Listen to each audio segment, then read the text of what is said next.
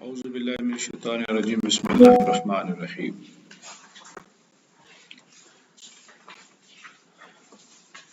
وَيَجُوزُ الشِّرْكَةُ وَإِن لَمْ يَخْلِطْ الْمَالِ، اور شرکت جائز ہے۔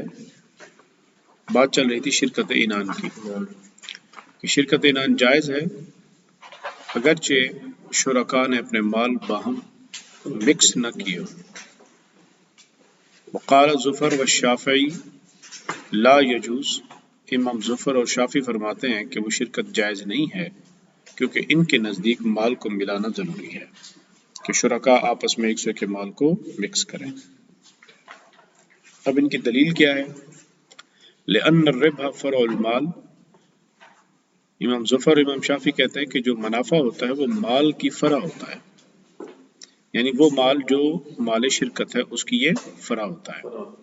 ولا یقع الفرع علی الشرکۃ الا بعد شرکت فی الاصل، اور اصل میں جب تک شرکت نہیں ہوگی تو پھر اس کی فرع کے اوپر بھی شرکت نہیں ہوگی۔ بات سمجھ آ گئی؟ تو اس لیے وہ کہتے ہیں کہ جب تک اصل مال کے اندر شرکت نہیں ہوگی تو اس سے جو پیدا شدہ منافع ہوگا وہ بھی شرکت پر نہیں آئے گا۔ اسی لیے یہاں پر یہ کہتے ہیں کہ جو اصل ہے وہ ہے مال شرکت، اس کے اندر اختلاط ضروری ہے۔ وَإِنَّهُ بِالْخَلْطِ، اور یہ جو شرکت فی الاصل ہے یہ کس چیز کے ساتھ آتی ہے؟ یہ خلط کے ساتھ آتی ہے، مکسنگ کے کرنے سے۔ وَهَذَا لِأَنَّ الْمَحَلَّ هُوَ الْمَالِ، جہاں تک ہے منافع کی بات تو کہتے ہیں منافع کا مال ہے ہی مال، کہ وہ کسی بنیاد پہ کمایا جاتا ہے، مال کی بنیاد پہ کمایا جاتا ہے منافع۔ وَلِهَذَا يُضَافُ إِلَيْهِ، اسی وجہ سے منافع کو اس کی طرف منسوب کیا جاتا ہے اور کہا جاتا ہے کہ شرکت المال، عقد شرکت کو اسی کی طرف منسوب کیا جاتا ہے۔ وَيُشْتَرَطُ تَعْيِينُ رَأْسِ الْمَالِ بِخِلَافِ الْمُضَارَبَةِ، اور اسی لیے وہ کہتے ہیں کہ بھی جو راس المال ہے اس کی تعیین کو شرط کیا گیا ہے بخلاف المضاربت، مضاربت کے برخلاف۔ کیوں؟ اس لیے کہ مضاربت کے اندر جو مال ہوتا ہے وہ صرف ایک طرف سے ہوتا ہے، اس لیے وہاں پر اختلاط کی شرط نہیں رکھی، لیکن یہاں پر اختلاط کی شرط رکھی گئی ہے۔ مضاربت دو بندوں کے درمیان ہوتا ہے، مضاربت دو بندوں کے درمیان تو ہوتا ہے لیکن مال ایک طرف سے ہوتا ہے۔ یعنی کہ محنت ایک طرف سے ہو، ادھر سے پیسہ نہ ہو، دوسری طرف پیسہ دینے والے جو ہے 10-20 ہوں۔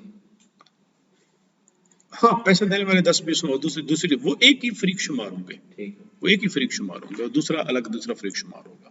جو مضارب ہے وہ بھی تو مختلف ہو سکتے ہیں، دو بندے ہو جائیں، کام کرنے والے بھی کام کرنے والے ایک سے زائد تو ہو سکتے ہیں لیکن پیسہ نہیں ڈالتے، ایک ہی اینٹیٹی شمار ہوں گے، وہ ایک ہی فریق شمار ہوں گے، آپس میں وہ شریک ہوں گے۔ لأنها ليست بشركة، کیونکہ مضاربت جو ہے وہ شرکت نہیں ہے۔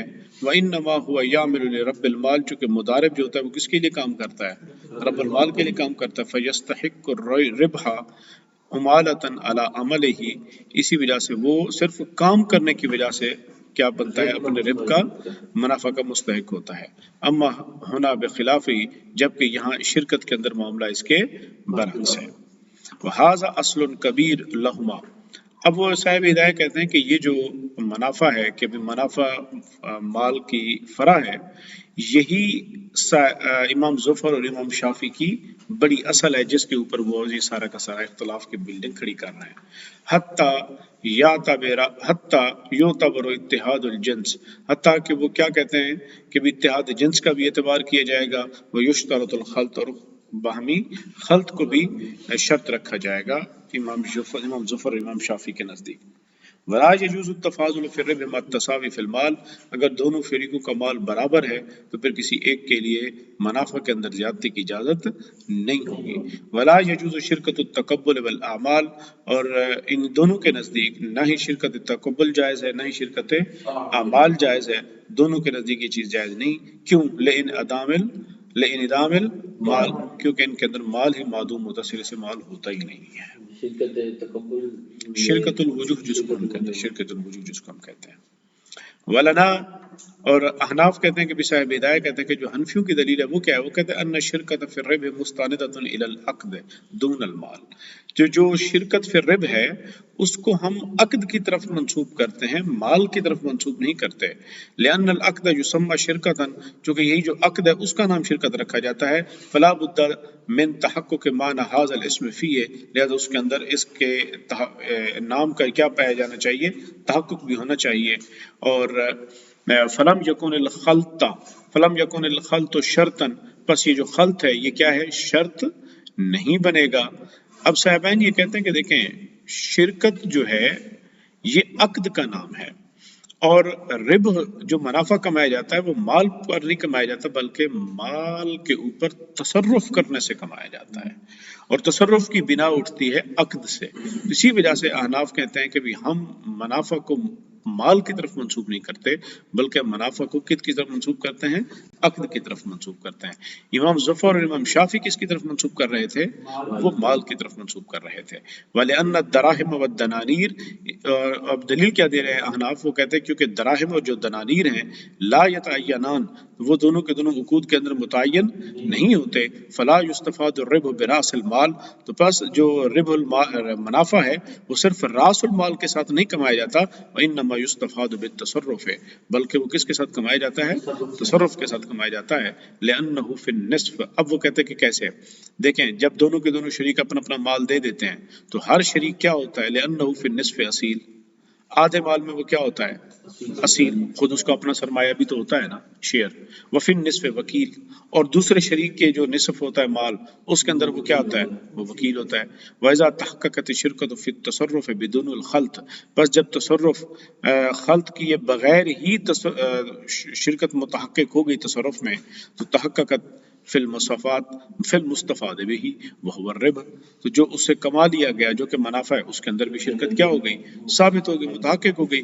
وصار کالمضاربۃ، تو یہ معاملہ کیسے ہی ہو گیا، جس طرح کے مضاربت کے اندر بھی معاملہ ہو گیا۔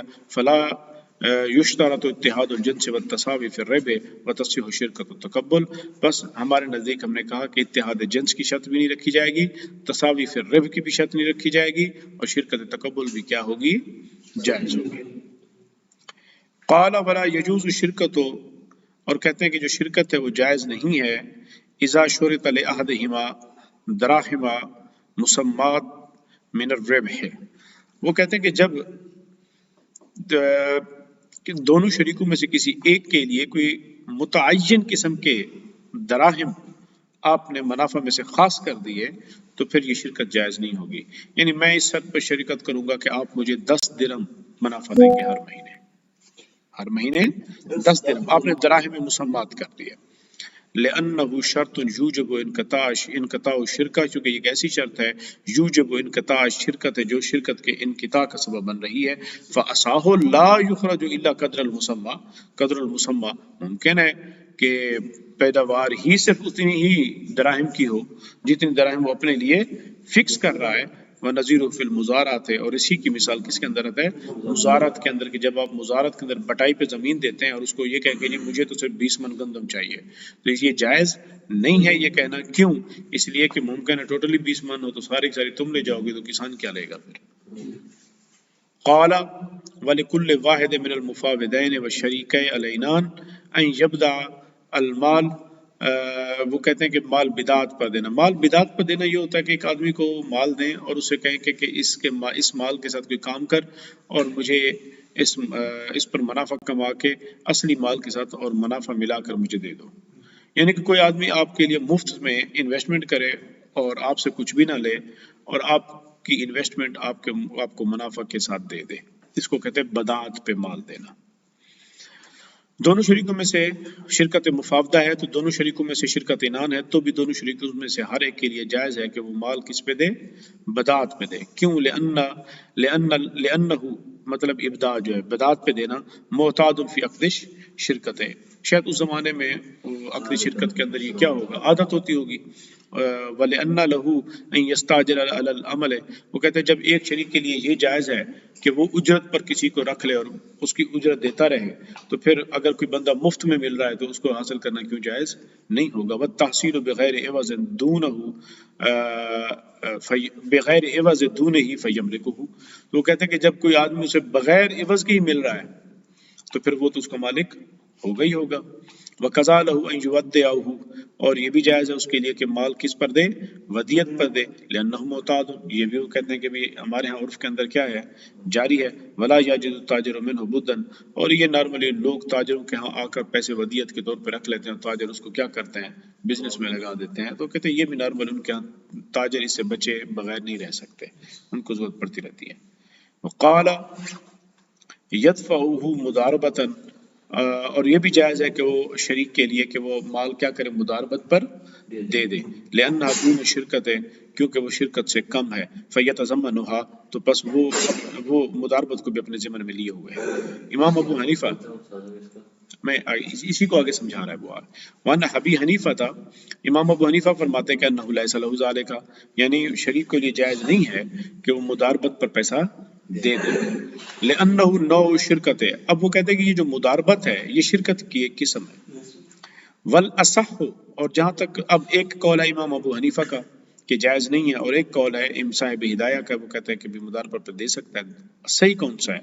وہ کہتے ہیں والاصح هو الاول، پہلا قول یہ زیادہ صحیح ہے، وہ روایت الاصل، امام محمد کی جو مبسوط ہے یہ اسی کی روایت ہے۔